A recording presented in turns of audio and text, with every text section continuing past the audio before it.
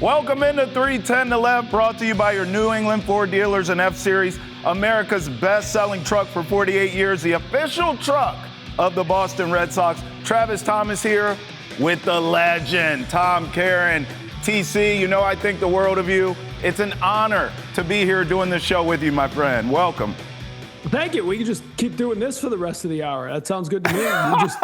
You just rattle off how great it is to have me on the show. It might be better than talking about some of the issues the Red Sox are having. I know. Well, listen, we don't have enough time in the show for me to compliment you, my friend, but I do want to ask you, because obviously Crochet, Chris Sale tonight, but anytime I get a chance to talk to you, it's usually without cameras. I mean, it's usually you and I talking around the office. It's rare we get to do a show together, but I'm always asking you stories. I'm always asking you, hey, over the years, how many times have you seen this? Crochet Sale tonight. I'm seeing fans go crazy on my timeline about this. Everyone's looking forward to this big matchup. And I stop and I think TC has seen so many great pitching matchups over the years. My mind, in my age bracket, goes to prime Pedro against prime anyone at that time, right?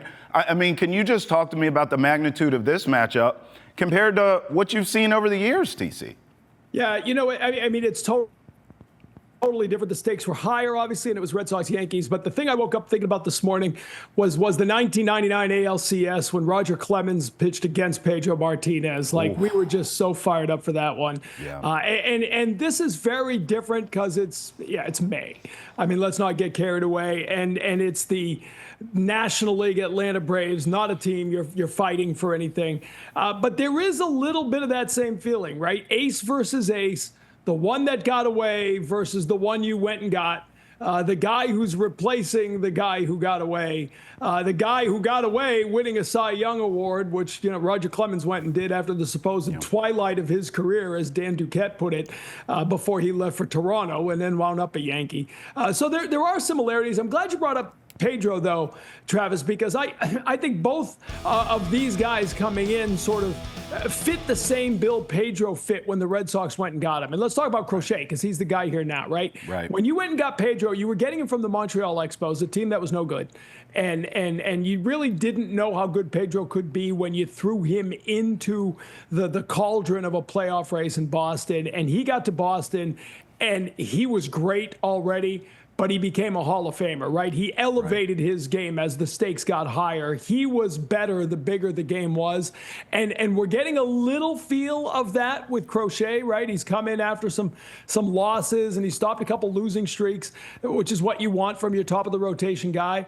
But tonight we're going to get that first feel for, you know, Crochet coming out in a big pitching duel. And Pedro was always at his best in those starts against a Yankee ace, or, you know, some of the, you know, logging up against a Mike Mussina or an Andy Pettitte back in the day. So I do think it's interesting because Crochet is not Pedro. They're different. I have no idea if Crochet at the age of 25 will be able to put together the kind of career that Pedro put, but he's off to a start that would make you think he could be one of the greats of all times if he stays healthy. But you traded your prospect capital for a guy entering his prime who is coming here. Then you locked him up, and now you're giving him the keys to the rotation. It's exactly what they did with Pedro, and it's what they're doing with Crochet so far. No doubt. And you know, it's funny, as we talk about prime Pedro, I was in a different market at the time, TC, just starting my career. But I remember when Pedro would come to Baltimore to take on the O's, and I would cover that. And that was the story of the day for me, right? Like, even though I covered the O's, it was like, Pedro's here, get on that. And I remember the first time I saw him, TC, and I remember thinking, he's not that big. You know, this isn't this giant dude. I remember Fenway Fan Fest with you, my friend, being in the studio, and Crochet comes walking in, and my first thoughts when I saw him was, that's a horse. That dude is a unit, and he's pitching like it. I mean, honestly, he's dealing so far this season, 1.93 ERA. What makes him special? I mean, obviously, I'm talking about the physical. I imagine that has to play into it. He looks like a workhorse. He looks like an ace to me, TC. Yeah, and he throws like one. What makes him special is, you know, he's a guy with a mix of pitches. But at the top of it all, he can hit 97, 98. And I don't even think we've seen his best velocity yet. And there's some talk about why that is. Like a lot of pitchers, his arm slot has come down a little bit this year. That seems to be the trend in baseball. There seems to be some science behind the fact that there'll be a little less wear and tear on you if you're able to go more upright. And while his arm slot has actually changed a little bit, his torso has sort of adjusted with it. So it looks like there's actually less stress when he throws, which is what you hope for a guy like that. He seems effortless on the mound. You know, when you talk about his physical makeup, his size, then you're talking more like Clemens, right? Pedro wasn't that big a dude. Like you said, it's why Tommy Lasorda, it's why the Los Angeles Dodgers didn't think he'd be able to have a great career, is because a guy like this, size that he is, throwing as hard as he does, there's no way it's sustainable, but it was sustainable, as we well know. And for Crochet, I mean, he's built for the part, isn't he? Big dude, strong dude, throws hard, but can baffle you with some of his off speed and some of his breaking stuff. He's the real deal. I mean, he's got it all going. And again, I keep saying, I don't think we've seen him at his best yet. I think we're just scratching the surface. I agree. Chris Sale, by the way, you know, look, he struggled this season on the heels of that Cy Young season you talked about earlier. It's one of the reasons the Braves as a team were struggling early on this season. Starting to get his footing now, though. TC, do you think the emotions play into this at all? In other words, what Chris Sale will we get tonight going against Garrett Crochet in your mind? Oh, you'll see him at his best. I mean, you know, we saw it in the World Series in 2018. This guy doesn't shy away from the spotlight. He'll be fired up for this one. He understands what it means. He understands the Red Sox, you know, moved on from him because there were worries about the durability of a Chris Sale. I mean, you can't tell me there is a single person who thought Chris Sale, not Vaughn Grissom, would be the healthy guy in that deal last year, right? You traded him away because you couldn't keep him healthy. He stays healthy in Atlanta. He signs an extension in Atlanta. He wins a Cy Young Award in Atlanta. So he is fully aware of what tonight means coming back into Boston, stealing the thunder from what should be the Alex Verdugo return.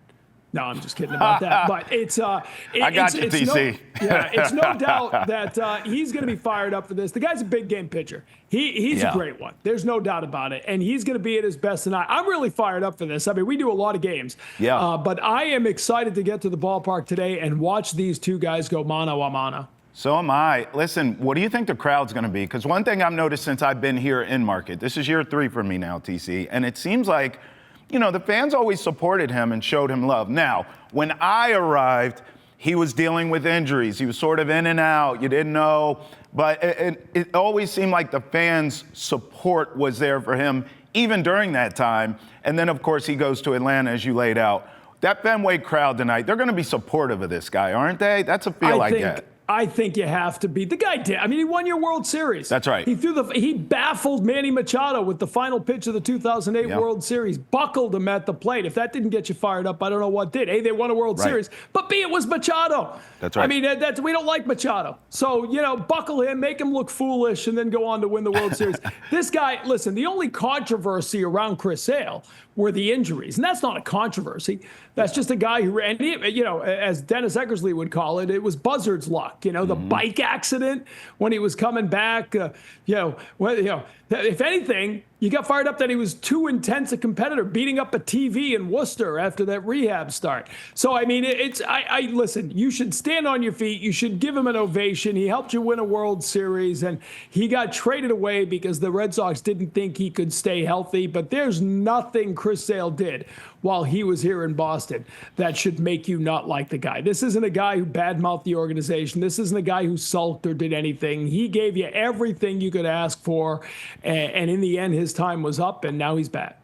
We'll get into predictions later for this game tonight specifically, but I just wonder, with a guy who spent so long here, TC, who had the success that he had, I mean, listen, the Sox should, in theory, know how to attack this guy, right? Like, what can we expect to see strategically? I know we talk about this a lot in football, where it's like, okay, this guy is going against his old team. They know how to stop him. Is that the case here in baseball as well? When you're talking about a pitcher like Chris Sale, who is dominant when he's on, can this Red Sox team sort of use their history as an advantage in this matchup tonight? Or is that all hogwash, you think? No, it helps. I mean, the main thing is guys who've seen him, you know what I mean? Yeah. Like, it's one thing, like, they have scouting reports on everybody. So it's not like in baseball, you know, he's going to come out and throw a gyro ball that he's never thrown before. You know, it's not going to be some wildcat offense, to use your football analogy, that's going to catch you by surprise. But I mean, they know the guy's arsenal. They know his tendencies. Right now, everybody changes when they go to a new organization. We talk a lot about that. Crochet's already talked about, since coming to the Red Sox, some of the thing Andrew Bailey has done and the pitching group has done to make him a different and better pitcher. And I'm sure that's happened for Sale in Atlanta. I'm sure he's not the same guy he was a couple of years ago. But tendencies, right? And Alex Cora, by the way, is one of the best in the game at picking up tendencies like that. They are really, really good at understanding what it takes to get a pitcher into uncomfortable situations, right? Getting them into situations where they are not able to continue what he's been able to do to be successful. So we'll see how it goes. But there's something to what you're saying. You know, these guys know him. They know that, you know, if I can get him into a hitter's count, what's he likely to do to try to get me out? And those things definitely help. You know, I'm looking at this number here. The Braves struggle with lefties in general. Their OPS drops from 717 to 611 when facing southpaws. So I look at this number and I think, okay, this should be advantage Crochet. Come on, run support. I mean, look, as it stands right now, we're not talking careers. We know Crochet has a long way to go. We hope he has a great career, but Chris Sale already has, and he's still going. So forget that conversation. But as it pertains to how they're pitching right now, going into this matchup, it feels advantage Crochet. It feels like he sort of has the juice right now. Do you agree with that? Yeah, I would feel. I mean, the Braves are surging and they're playing good baseball. So it'll be an interesting matchup. You know, it's not. You brought up the familiarity. There's not a lot of familiarity. Crochet's always been in the American League. He was with the White Sox, as we know. And so, you know, advantage. I mean, I think the Red Sox are a team that should perform better against lefties, really, than they have so far. But I expect this to be a pitcher's duel. I expect this to be a low-scoring game. And frankly, those haven't been good for the Red Sox. They lead the world in one-run losses. More than half of their losses on the season have been one-run games. And they've got the most errors in all of baseball. So I actually think the defense has been better. I know I'm jumping on what we'll get into a little bit, but the defense has been better. But that one error can cost you 2 runs. And That's if this right. is going to be a 4-3 game, those 2 runs could be the difference. So I worry about these things. Listen, 4-12 in one-run games this season, TC. I mean, it is unbelievable. And you're right. We'll unpack this later, but we can start it now. We can start the unpacking. I mean, how the hell do you fix that? This has nothing to do with Crochet necessarily, and everything to do with defense. That's an Alex Cora thing, right? Like getting this team to sort of lock in, to button up a little bit, to clean up the mistakes, especially late in games. How does a skipper do that? And am I misreading it that it falls on his shoulders? Because to me it does. Well, I understand it's a team effort, but that's where the messaging has to come from, right? I don't know. I don't know that there's a lot of messaging during a major league season. I mean, you can't, you know, this isn't football. I know everybody loves to talk football. This isn't football. You don't coach them up to play better defense. You know, these guys are major leaguers. They're supposed to make major league plays. They led the American League in errors last year. They led all of baseball in unearned runs last year. They led the American League in errors the year before that. This is 3 straight years now. And they're ahead of last year's pace. More errors than they had at this point last year. 7 errors over the course of that series in Detroit. And there were probably a couple other plays they could have called errors and didn't. Now, again, I talk out of both sides here because I do think the defense has been better. They turn double plays as well as anybody in baseball. Bregman's been terrific. There have been a lot of errors on the left side of that infield that wouldn't be errors if the first baseman makes a simple pick. Right. And you know, Sogard's been pretty good there. Toro's a work in progress there. Romy Gonzalez has done the job, but it's not a natural position. Frankly, Casas didn't help out the defense a whole lot sometimes when throws were down in the dirt. So first baseman, an ongoing problem. Yeah. Wonder if they have another guy who maybe could try that position, but that's a conversation for later. I do think, I mean, you can't ask Alex Cora to go out and tell these guys to play better defense. That's got to come from within. Yeah. Errors are contagious. They say hitting is contagious, but I think more than anything in baseball, errors are contagious. Yes. And They make errors at Fenway Park. If you look at it, most of their errors over the last few years have been at home. I think the fans maybe intimidate some of the young guys. You got to turn that around, right? You got to make Fenway a place where it brings the best out of you and doesn't make you commit errors. And then hopefully they start doing that soon. Yeah, a lot of times I see on Twitter, too, after a Red Sox loss, of course, fans are going crazy. And you're always a voice of reason in that, hey, everyone relax. It is May. We are seeing some troubling things here. But in the end, there's so much baseball left to be played, and we have a heavyweight fight tonight at Fenway. Garrett Crochet, Chris Sale, TC and I have broken down the flamethrowers on display tonight at Fenway. But when we come back, we'll give you predictions not only on tonight's game, but on the series against the Braves and beyond. All that and more right here on 310 to Left, brought to you by your New England Ford dealers. We'll be right back. Roll with us.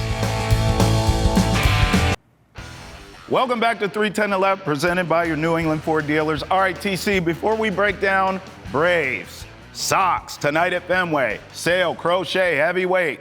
Hey, City Connects, they unveiled today the new ones. What are you anticipating here? What are you looking forward to? Give me some predictions. Well, in full disclosure, I've seen them, but I'm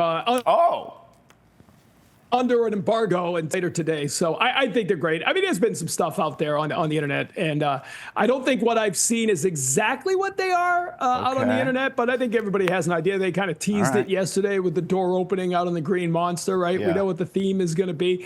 I just think the interesting thing is that they are unveiling the new jerseys with Chris Sale here, because y'all remember one of the things that ran him out of Chicago is when they had the alternate jerseys there and he cut them up. And do you remember that story? Oh, I do remember that. He was about to make a start, and they had the throwback White Sox jerseys with the collars, with the flappy collars. Yeah. And he asked them not to use them, and they said, too bad, we're using them. So during batting practice, he went into the clubhouse and took scissors to them and cut them all up. So they had to use other jerseys. Now, again, it's not his side, so he's not going to be upset. But it's just pretty funny that they're alternate jerseys against Chris Sale tonight. So just a little perfect night to unveil them, right? It really is. It's ironic. And it's funny, too. I couldn't say this when he was here, but now that he's gone, TC, this guy is clearly a certified psycho. I mean, he has a history of these things. No, in a good way if he's on your side, right? Like I said, he beat up that. We all remember the video down the hallway after a rehab start in Worcester, and he destroyed a television.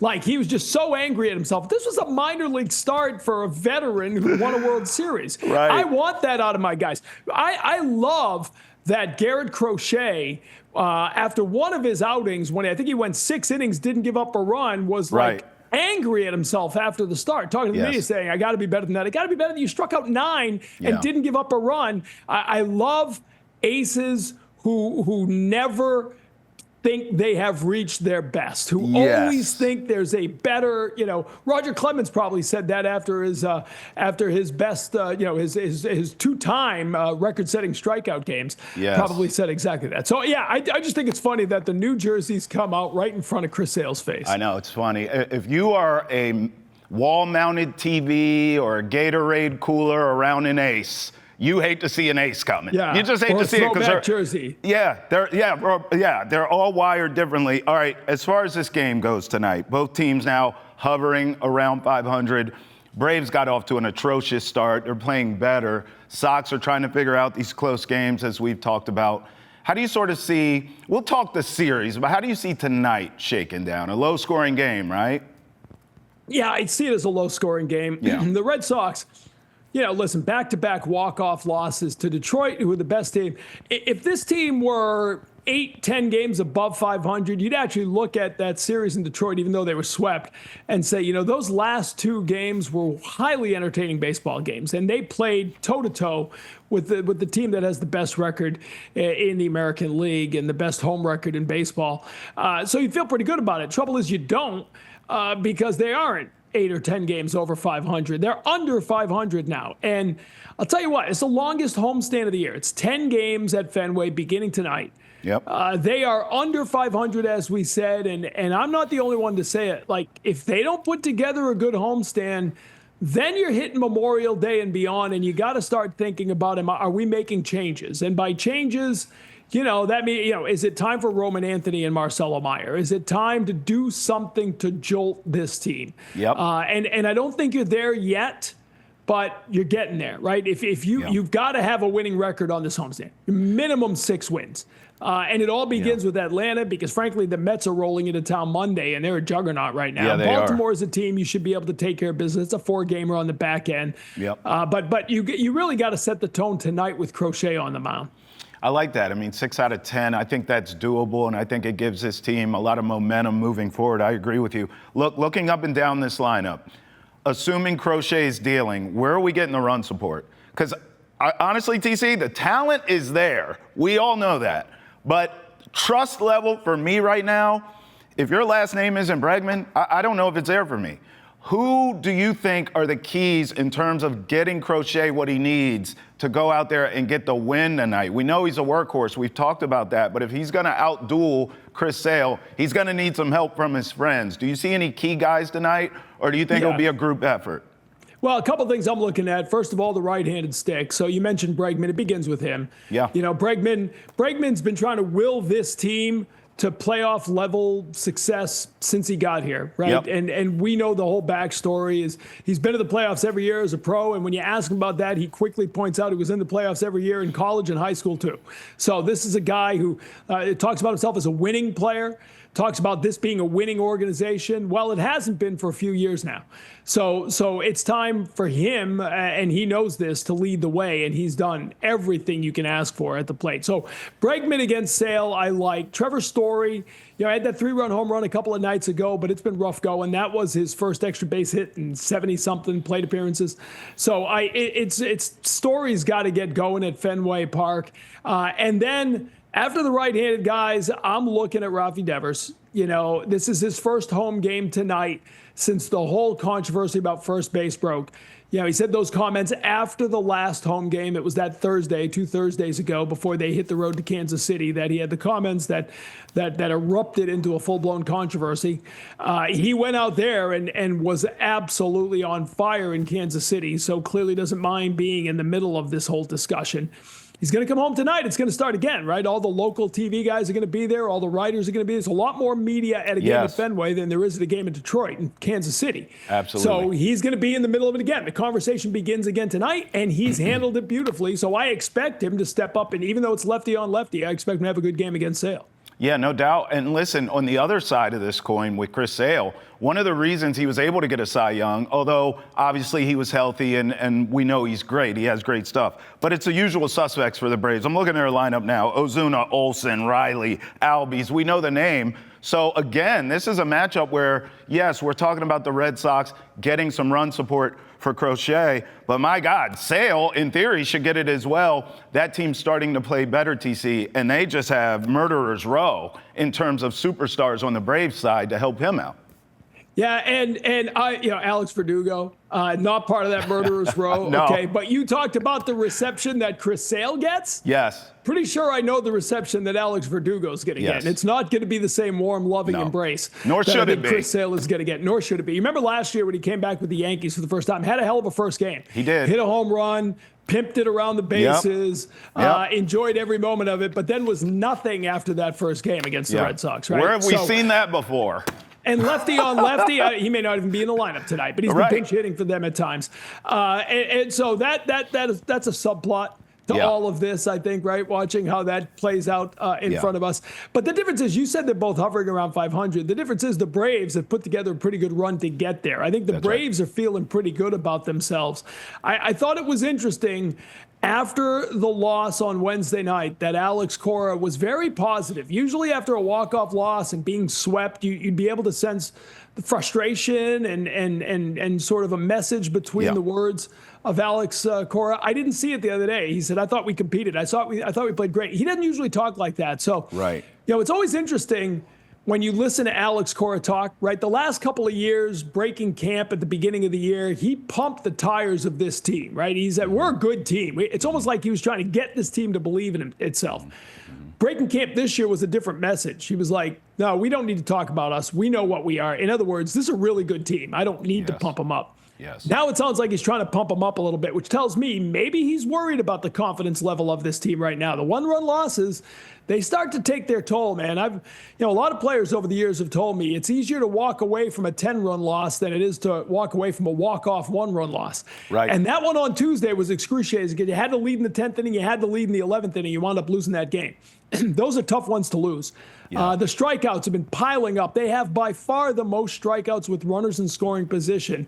And this plays into Chris Sale's hand. Like, I could easily see this being a big strikeout night for the Red Sox offense. So those runs are at a premium. You've got to play good defense, keep them off the board, and scratch out a couple runs. You got to play small ball tonight. You got to move the runner along. You got to have a productive out if a guy's on second or third with less than 2 outs. You got to try to put the ball in play. You got to avoid the strikeouts against Sale tonight. If they strike out over 10 times, I don't like them tonight. Yeah, I mean, listen, I know we just had the Derby and Preakness is coming up, but hearing you talk about Alex Cora makes me think of like a racehorse. He knows this team is talented enough to maybe come on strong down the stretch, right? I need this team to stay dialed in, stay locked in, stay engaged, don't lose their confidence, because we are talented enough. If we can put it all together, I mean, they can be really good. And TC, I know the Tigers swept them, so this is like the worst time to say this. But I do not fear them. I do not fear the Royals. There's really no one in the AL, even the Yankees, that I look at as some juggernaut. Now, there are teams playing well like the Tigers, right? They're behemoths right now. But ultimately, I still feel like the AL is wide open. Am I misreading it, or do you agree with me? This doesn't feel like, this isn't the Dodgers. This isn't like a healthy Dodgers team is hovering, or the Mets, the way they look right now. In the AL, I still think it's wide open, and that's something for me to say with a team sitting a little under 500 right now, TC, but I still see it that way. Yeah, I think that's fair. I think the Yankees were the team to beat. Once Cole went down, kind of brought him back to the pack a little bit, obviously. Judge is having an incredible season, and there's a lot there. I still think they're the team to beat in the East, and I think it'll be tough to catch them. I think you can, but you're going to have to play some really good baseball. Now, the good news is you haven't played them yet. You got 13 games against them, so head-to-head, you can do some damage. It's incredible to me that the Red Sox and Yankees don't play each other till June. I don't know who put this schedule together, but in a way, it's cool, I guess. You get to figure yourself out over 2 months, then you start throwing haymakers against each other. So, and Cleveland are all really good in the Central. I think Kansas City is the best of the three. I really do. With Bobby Witt Jr. there as a superstar in the middle of it, I think they're the team to beat. Out in the West, Texas has surprised me. Texas, I thought they were better than the stretch they've been on, but they've been good against the Red Sox by and large. I think Seattle is the best team out West because they're hitting now, and they've always had the pitching. But do any of those teams really scare you? I mean, Houston's waking up. But they've had some issues. They're not the same team as they were a few years back. So when you lay it all out there, a team that can put together a good run. But here's the thing. Red Sox haven't done it yet. I mean, you have to still prove that you are one of those teams. I believe in this team. I picked them at 92 wins before the season. I picked them to go to the playoffs. I'm not changing that. I still think they're a 92-win team. Sure. I think they've been through a rough start, and they've survived it, right? If you can go through a rough patch and still be around 500, then you've stayed. It's like the Tour de France. You're hanging with the peloton, right? You can still make your move. They got time to do that, but they got to get healthy. Walker Buehler coming back is going to be a big help. He was just hitting his stride. Lucas Giolito the other day really showed me something. Yes. So if you start to talk about Crochet, Buehler, and Giolito being really good, Bello has been good. He's going through a little patch right now, but it hasn't been bad. Hunter Dobbins has been a find. If he didn't get back out for the sixth the other day, that would have been a really good start. Houck's got to go figure some stuff, but he's on the IL now, so he'll have time to do that. The rotation I still believe in. Bullpen is a little scary right now because it's been inconsistent. And Garrett Whitlock, his stuff looks good to me. I don't know why, a lot of stuff is getting through, but that sixth and seventh inning has been a real problem for this team. They got to shore that up. Hey, final word from you here. You mentioned some of these guys, Bello, Giolito. We'll see them in this series against the Braves. You said you like this Red Sox team to win about 6 games, somewhere in there with these 10 games at home here at Fenway. 3 against the Braves. What do you think? 2 out of 3? What are you thinking here in terms of this series? Final word. Yeah, I like them. 2 out of 3. I think they win. I think Giolito is poised for tomorrow. I think he's going to have a great start. It's a good matchup, I think, for Giolito. So I think they scratch out the win tonight because I believe in Crochet. I think it's going to be a tough one, but it's going to be like a 3-2 game. And the Red Sox need a win like that. They need a 1-run win at Fenway Park. You can clip it, and if I'm right, you can run it on Monday. They walk it off tonight. How about a walk-off win on Friday night? All right. They win comfortably on Saturday, and then we'll see what happens Sunday. Hey, TC, with AI now, we'll make you right either way, okay? We'll clip it off. We'll change it. We'll alter the video. That. You will be right on Monday. Make my hair a little darker. While you're at it, make my hair a little darker, too. I appreciate that. Hey, we'll talk some of these upcoming pitching matchups TC and I just talked about with Will Middlebrooks. How about this, TC? I pass from you, one legend, to another legend, and Will Middlebrooks next, right here on 310. We appreciate you, my man. Thank you so much, TC. It's good to see you. Good to see you, Travis. Friday night, Fenway, 5:30 tonight. Shameless self-promotion. We'll see you there. Right here, 310, brought to you by your local New England Ford dealers. We'll be right back with Will Middlebrooks. My man.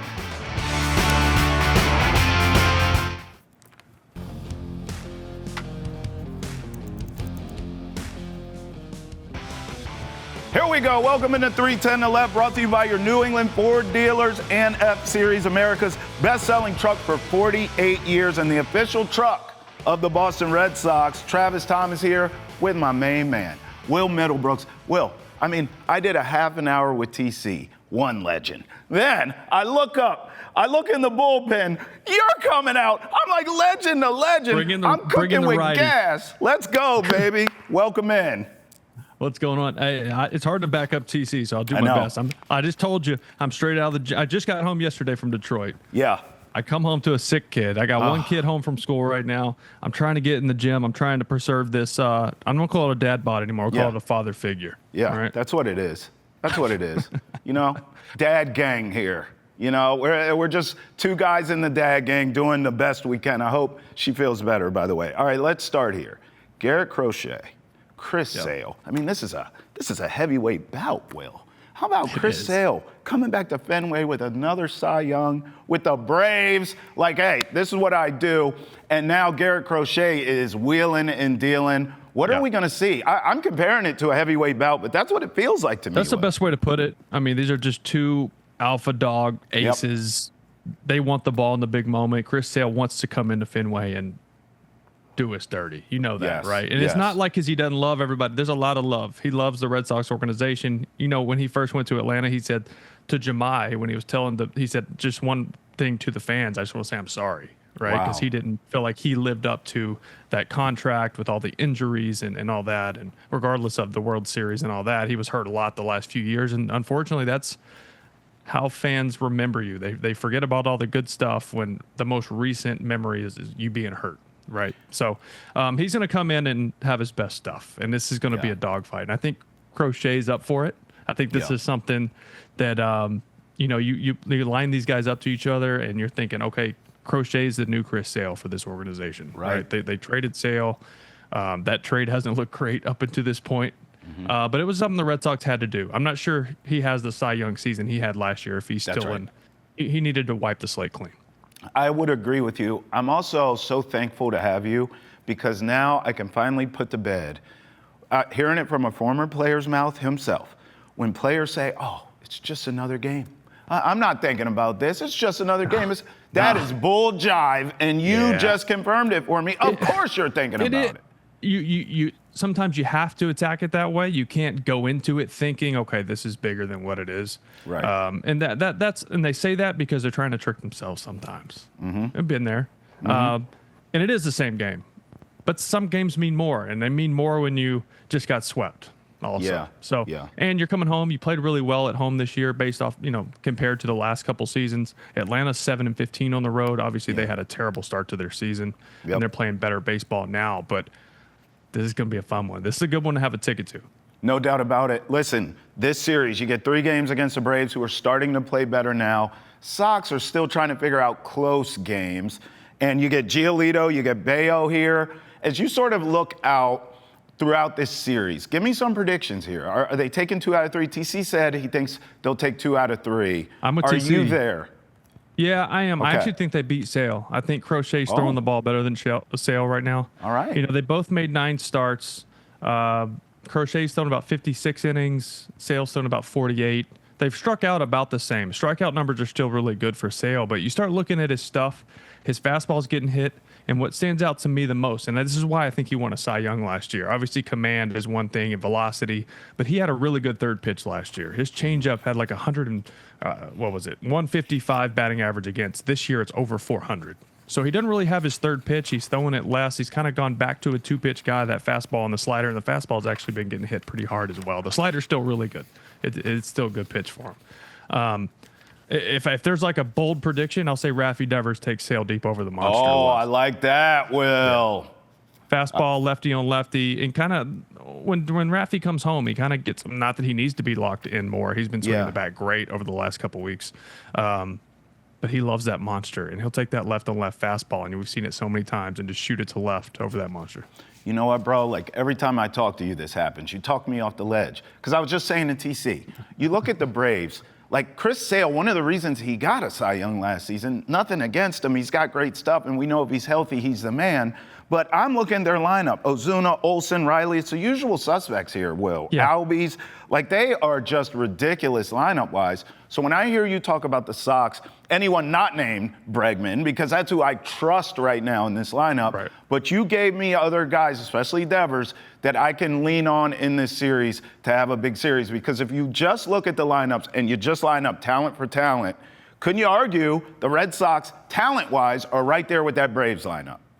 Talent-wise, absolutely, because they don't have Ronald Acuna Jr. back yet. Well, right. So right. that helps swing it one way. But, there's a couple guys that got to get going again. Trevor Story's got to get going. Yeah. Jarren Duran's got to get going again. He had a couple hits yesterday or 2 days ago, but he coming into that game, he was hitting about 150 with one extra base hit over his last 9 or 10 games. So he'd been scuffling. Rafaela's been really swinging the bat well. And you pair him hitting now 250 with premier defense in center field. That's a big game changer. I think Carlos Narvaez has been a nice surprise after the Wong injury. We got to see Narvaez play on an everyday basis, and honestly, now I think he's the everyday guy. And we've seen him play 2 of 3 in the last 4 series in a row. So, and right now he leads MLB catchers in defensive run saves. Right. That matters. You got to have good defender behind the plate. They got to play defense. The defense has been better. They still lead the league in errors, but a lot of that's from the first 2-3 weeks of the season where they racked up 1 million errors. It was awful. But they have cleaned that up quite a bit. It's just these one-run games, right?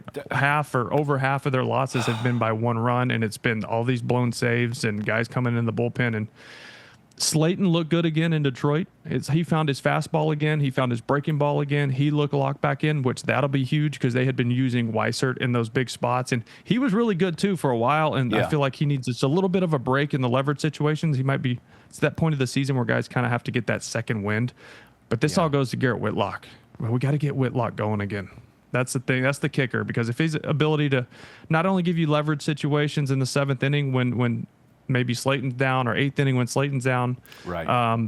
Just being a guy who can give you 2+ innings, and right now they just can't trust him. Yeah. His slider's just not a good pitch right now. He's leaving it over the plate. His fastball, he can't throw for strikes.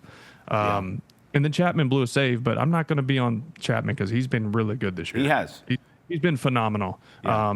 And that was just a buzzsaw of a team. The Detroit Tigers, I think, are the best team in the American League. They're for real. They are. I just told TC, I don't see any juggernauts per se, although they're playing great right now, the Tigers. I like Depends the Royals, on who's on the mound for them, because they can pick it defensively, and they have a scrappy offense that can – Javi Baez is back, dude. He's all the way back. He's back. He's hitting like 320, and he's playing center field, and he's playing an elite center field if you look at the numbers since he started playing early April. So he's like top 4 in defensive run saved in center field, which is insane for a guy who's never played it ever. Well, listen, you have them, you have the Royals, but they're both young, I could argue. Will they rise to the occasion? Pitch, though. They can pitch. But I'm just saying, will they rise to the occasion as the stages get bigger and we get into October and some of those things? Yeah, I don't know if I'm betting on it. I think both the Royals and the Tigers are playoff teams. Yeah. How much are they going to lean like a Cole Reagans in a big game? How much is Seth Lugo? Which Seth Lugo was second in Cy Young voting last year. He throws 10 pitches, for God's sake. It's hard to combat that. Yeah. Cole Reagans is a swing and miss, nasty lefty. We got to see him. We beat both those guys in Kansas City. They're swinging the bat well. The offense was doing good. And we put up 5 runs against Tarek Skubal, the best pitcher on planet Earth. So obviously it doesn't matter if you don't come out with the win, but I think facing Sale today, this team's in a good spot. Obviously, with Crochet on the mound, but they just faced a power lefty in Skubal. Now, they pitch a little different. Skubal's a little more fastball, changeup. Right. And then obviously Sale's going to be fastball, wipeout, slider. So it's a little different, but power lefty, they just saw one, and I think that plays to their advantage today. Last word here before we go to break. I need you to take us inside the clubhouse here. 4-12 in these one-run games we're talking about, Will. Like, how do you fix that? I know you talked about Whitlock and how he's a key, but it's obviously not on one guy. How do you fix that in the clubhouse? What are you guys talking about? How do you remedy that? Yeah, so they have the right leadership. And I think that started when Bregman walked through the doors. That kind of changed the whole culture in there. You know, even with the spring training drama, the first base drama, you go in the clubhouse and they're like, dude, we're not even talking about that. Everyone's talking about that. We don't care. Right. Because I think Bregman does a good job of just kind of nipping things at the bud and just saying, like, I'm not going to let this rot us from the inside out. And it's the same thing with these one-run losses. Is there's guys in there who've been around the league for a long time, and they're like, look, this is baseball. This is something that can completely flip, right? I don't know if that's their identity, losing one-run games. I think that's just been the case with being in close games and back ends of the bullpen not being able to hold it down. And then there's also times when the offense disappears in the last 3 innings of the game. So these are all conversations that are not only going on in the batting cages and in hitters' advanced meetings, but it's also going on with the bullpen. It's also going on with the defensive side of the ball. Hey, we got to really lock down and focus on playing fundamental baseball late in games, whether that means a guy who may be swinging the bat well, you go against the analytics and you lay a bunt down and you move a guy over, just doing the little things, running the bases the right way, which this team does really well. They just got to get back to fundamental play, small ball sometimes when you have to, and just do the little things right to win big games. When we come back, I'll ask Will his thoughts on the City Connects, which will be unveiled today. And, hey, MLB, how about this? Lifting some names off of the banned list to Hall of Fame or not Hall of Fame? That is a question Will and I will answer when we come back on 310 to Left, brought to you by your New England Ford dealers. Stay with us.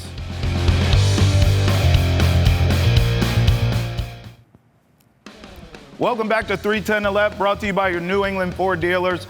All right, Will, I don't know if you've seen any leaks for the City Connect jerseys. They're going to be unveiled today by the Red Sox. Do you get fired up for stuff like that? Are you one of the guys that get one of those jerseys and rock it around town, or what? Yeah, probably not going to wear one around town, but I am fired up because of the leaks, and I think if they do look like what I think they're going to look like, yes. And I, honest to God, I don't know. I haven't seen them. I don't go poke around in the clubhouse and like dig through the equipment room. Right. If I do, I'm like stealing maybe a hoodie or something for myself. But yeah, same. I don't go poke around. I'm excited. These leaks that look like the monster. Yeah. And have the plating from the numbers on the scoreboard. I think that could be pretty cool. For sure. So I'm with it. Do players care about this, like, while you're playing? I know now you talk about this with loudmouths like me, so you have to give an opinion. But while you're playing, is this something you roll your eyes at, you laugh at, or do you even know about it? Are you so locked in, you're just like, what are you doing? Whatever, I don't care. I got other fish to fry. The thing with baseball is you play every day, so something to break it up and do something different is kind of fun. Right. Right? You get to rock some new swag. You got maybe some new cleats you can throw on. So it's always fun. We see them in the City Connects, or they're not City Connects anymore. The yellow socks, the yellow, the yellow jerseys. Those are fun, but like they've had those for 3 years now. So now it's like you get this new City Connect that you don't get to wear as much. And I think it is fun. I think it is something just to break up the everyday routine that is the 162 grind.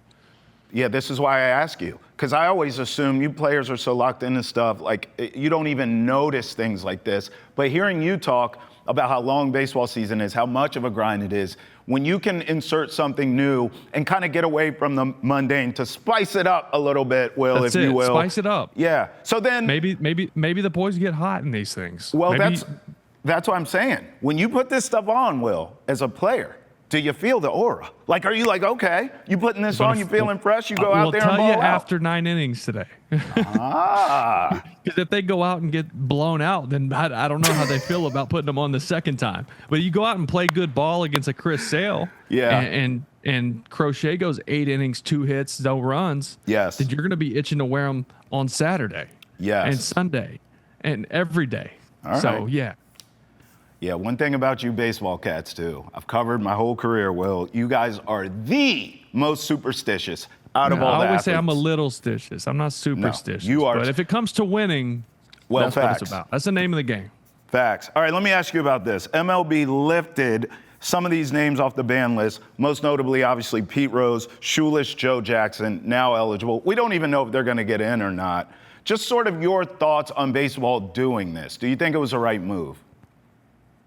I'm kind of 50-50 on it. Yeah. I think, to your point, who knows if they'll even get in because of, the quote-unquote character clause and guys voting for him because, Pete Rose had a history of some other issues off the field. Yep. Baseball-wise, if you're purely looking at baseball and the numbers and the hit king, then yeah, he deserves to be in. But if you bring in all the other off-the-field stuff, I know this isn't like the hall of good people. Right. But that stuff comes into effect when you're talking about humans that are voting for these guys. And is that who you want represented? And I know they have, guys from the 1910s and 1920s that did awful stuff off the field before the rules were rules. And so it's a very, there's blurred lines, I guess. And also, if you're going to start talking about these guys going in, shouldn't you be talking about the Barry Bonds and the Roger Clemens and the Pettits and guys like that as well? That's my thing. No, I couldn't agree with you more. Yeah, and also, like, when you tell the story of baseball, these guys are all in it. That's right. We're just talking about baseball. We're not talking about necessarily great Samaritans. Yep. Right? So so I'm okay with the baseball side of thing being talked about, but I'm not okay with honoring people who were bad people. And that's where I know we're in lockstep, because if you're doing this and you're making a Pete Rose eligible and others, then you have to pick a lane here, right? You can't go halfway. It's so tough to pick a lane, honestly. I know. But, it's hard but to I just be think like, open you know the what? gates Let's then. just focus on baseball. Yeah. Yeah. There's some really bad things that allegedly There happened. is. I don't know if there were ever actually, charges against them, but there were some Right. pretty bad allegations. For sure. I think I'm of the mentality of not so much what it took for you to get to the decision, Will, but now that you're there and you made the decision to lift these names, then you got to let everyone in. That's sort of where I'm at. Not saying it's right or wrong. In the same breath, though, it was like a lifetime ban, and then they pass away, and it's like, okay, no. So their family can enjoy it. But it's like not the person who actually played the game. So it's kind of, it's a weird thing for me, and I think it's just another way for MLB to stay relevant, because it's another topic, in the news and people are talking about it. Sure. I don't know. I haven't put too much thought into it, to be honest. It worked. We're talking about it now. You're absolutely right. And listen, I think you make a great point, but I will say this. These guys aren't here to enjoy it, right? But there are players who deserve to get in, right? And this goes back to the steroid era, where if we're going to let these guys in, these gentlemen, Clemens, you mentioned, Bonds, these guys are here to sort of, if we're going to give them their flowers, they are here to inhale them, right? So, and my stance on that is Bud Selig's in the Hall of Fame, and he kind of swept all that under the rug because it saved the game. It saved him right after the blockout, and then you have the home run chase a couple of years later. That's right. It really brought fans back to the game. And how? Steroids. Yeah, dude. Right? And then you get into the testing and all that, and it's cleaned up the game a significant amount because it's impossible to cheat now without getting caught, which is great for the game. But in that era, in which a ton of people were taking it, it wasn't necessarily right, but there also wasn't a test. Yeah. Right. Don't do it. Okay.